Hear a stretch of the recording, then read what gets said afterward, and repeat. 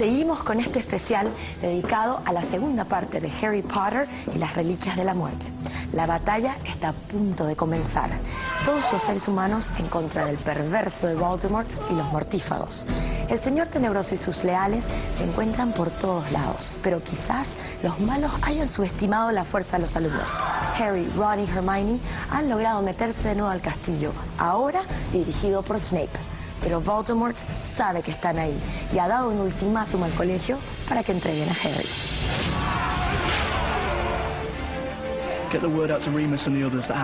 ¿Cómo se prepara la coreografía para la batalla más esperada de todos los tiempos? Throughout the second movie have taken a lot of time and planning. There's a lot of destruction of Hogwarts had to take place during the course of the movie. The colour red features a lot, lots of fire and smoke and vivid, it's vivid and it's loud. Lots of things had to break and get destroyed, so a lot of things we'd have to make once and then make in a way that was safe to then to fall onto people to break.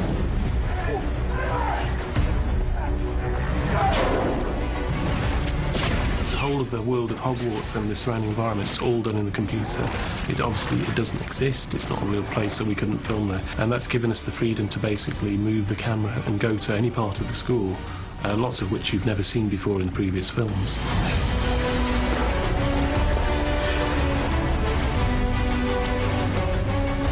What has been the biggest challenge with the battle? The blowing up of the courtyard, which is, for us, the big spectacular moment. That involved a lot more explosives, pyrotechnics, fire effects, with a lot of actors and stuntmen in and around the courtyard at the time. So that took very precise planning and timing. The challenges really for visual effects have just got really interesting all the time. You're never repeating the same thing. There are certain things that you've done before that you do again, but there's always some new and big thing that you have to work out how to do.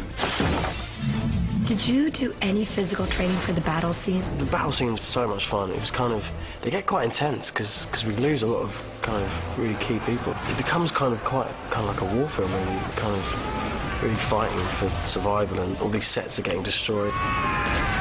Yeah, there was obviously a lot of, running and battling and falling and all different crazy things. But for me, for my prep for the scene wasn't really that. I didn't have to do that much physical training. It was pretty much just running and things, which most people are pretty used to doing.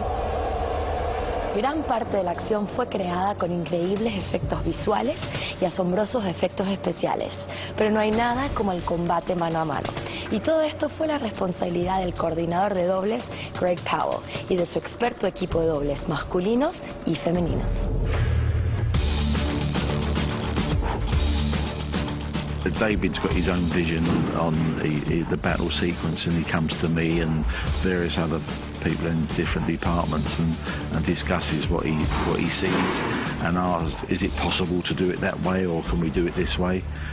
So it's his vision, but then he brings it to us all, and we all get in the pot and mix it up a bit. You do a lot of your stunts? I do as many as it is deemed safe for me to do. Yeah, I mean, I do a fair amount of stuff on wires and, just falling, falling, being hit.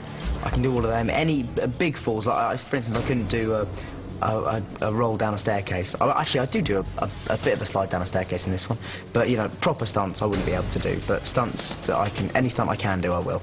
I like to do a run every other day, about a 40-minute run or something. So I quite like doing exercise anyway. But those stunt guys really do know how to put you through your paces. Like when you're doing all action, all movement action for pretty much a day full on, you get really exhausted after that and a bit achy. Greg supervises every stunt, everything we do here. I didn't do too much extra training for it because by that point I was in fairly good condition anyway. It wasn't a huge amount of training, but it was just a lot of falling over and a lot of getting beaten up. Dan's very keen to work with us at any time. All the way through the films, he's done, all the stuff himself. We rehearse it, Dan comes in, and he's enthusiastic no matter what he's doing. Ninguna batalla estaría completa sin una buena dosis de sangre. Hogwarts is destroyed, the whole castle is completely, falling down, there's nothing left of it, and the rubble all falls on top of them. It was completely destroyed, so our characters had to go through that journey as well.